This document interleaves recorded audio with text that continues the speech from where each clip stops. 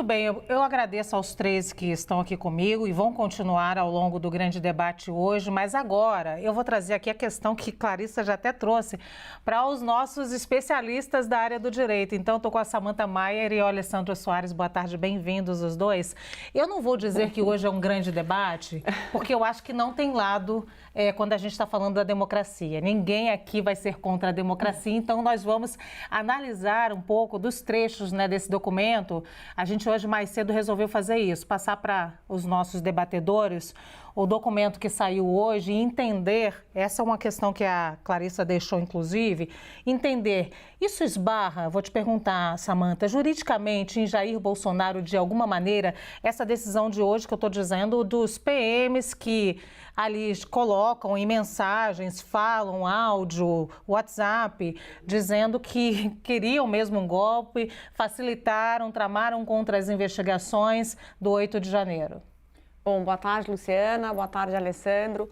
Até agora não esbarra, não é? É claro que essa operação hoje da Polícia Federal em cima, não é, das autoridades da Polícia Militar, ela tem uma grande representatividade porque tudo que foi mostrado nos choca e realmente é uma violação à democracia. Agora, talvez daqui para frente o que se desdobrar, porque essa ação não se resumiu apenas à prisão preventiva dessas pessoas. Tem busca e apreensão, quebra de sigilo telefônico, de mensagem. Então, talvez com essas provas, com esses elementos, possa-se chegar até o ex-presidente da República. Mas com o que foi apurado até agora, a gente não consegue fazer um vínculo se o presidente da República sabia do que estava acontecendo, se ele liderou isso, porque até agora a gente não tem nenhum vínculo que o coloque em contato com esses policiais. Então, juridicamente, ele está resguardado. Agora, o que vai ser avaliado e o que vai se buscar dessa coleta de provas, aí isso pode vinculá-lo ou não. Mas até agora, não temos nenhum elemento que comprove a sua relação. Ô Samantha, para quem é leigo em direito, eu acho isso importante, que é o seguinte, os PMs falam ali em determinados momentos que os petistas não vão assumir o poder, é isso mesmo, eles falam em prol do governo de Jair Bolsonaro, eles falam em golpe. O fato de você falar, digamos que fosse o meu nome, o fato de você falar no meu nome e cometer um crime não me implica nesse crime. Não, você pode nem estar sabendo o que eu estou fazendo, né, Luciana?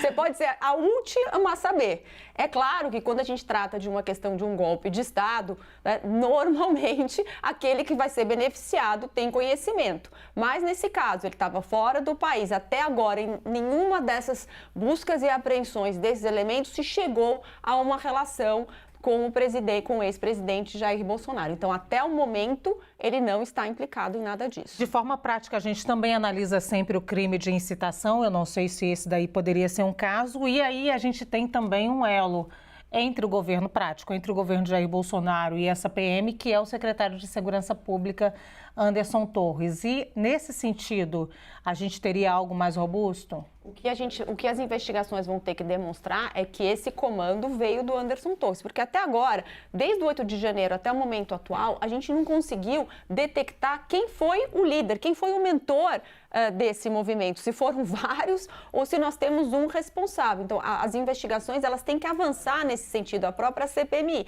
E até agora não se chegou ao mentor intelectual desse golpe. Não sabe se foram pessoas que agiram por si só ou se tinha, na verdade, uma estratégia. Agora, claro, o ex-secretário está em más situações, mas até agora não se demonstrou que ele deu o comando, que ele falou, eu quero que vocês ajam dessa maneira. Essa prova a gente não tem, então a gente só tem até agora suposições, indícios, mas materialidade ainda não.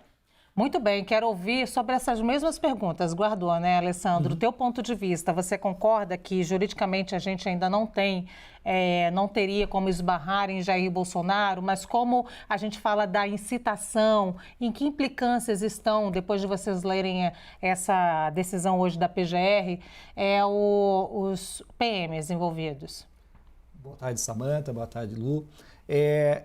Eu acho que tem alguns pontos para ser levantado. Primeiro, eu acho que eu concordo com a Samantha, acho que não tem dado suficiente, você ter que levantar informações, fazer uma conexão direta nesse momento, sem ter evidências, é muito difícil. Por outro lado, a gente sabe que o governo Bolsonaro e o Bolsonaro e o seu entourage, a sua entourage, aqueles que estavam em volta do Bolsonaro, eles o tempo inteiro alimentavam discursos que, em última instância, foram utilizados agora nesses WhatsApps e trocas de mensagens. Basta a gente olhar essas trocas de mensagens, talvez se a gente tirar as pessoas que enviaram as mensagens e falasse, olha, era do grupo do Bolsonaro que enviou essas mensagens, a gente chegaria à conclusão que sim, provavelmente sim, pelo conteúdo das mensagens. Em síntese, Lu, o Bolsonaro sempre jogou numa espécie de camuflagem, tentando criar sempre esse terreno, esse território da possibilidade de um ato fático, que dependeria do quê? Dependeria de uma espécie de caos. Que caos? Um caos que viria em parte das manifestações, em parte da própria polícia, que não deveria atender pedidos para impedir que aquela manifestação acontecesse. Aqui na América Latina hoje, só para a gente ter uma ideia, normalmente se diz que os atuais golpes de Estado ou derrubadas de governo não se dão diretamente com um militar entrando no governo e derrubando um governo. Eles se dão de forma inversa. Quando a população vai em manifestação contra um determinado governo e as forças militares se negam a atuar. E aí, normalmente, se envia uma carta para o presidente da República, para quem está no poder, e pergunta, olha, será que não seria melhor você não assumir e ir embora? É assim que tem sido feito. Se a gente olha, a história é isso. Aliás, nos anos 2000, 2 ou 3 vezes aconteceu isso no Equador. Ou seja, botem as manifestações nas ruas. Aliás, a gente estava falando esses dias aqui da Argentina. Em 2001, quando o De la Rúa sai do governo, foi porque as manifestações cercaram, lá na Argentina, cercaram o Palácio do Governo. E as forças militares, se no primeiro momento foram muito violentas para reprimir, no segundo momento elas recuam e falam, agora já não dá para fazer mais nada.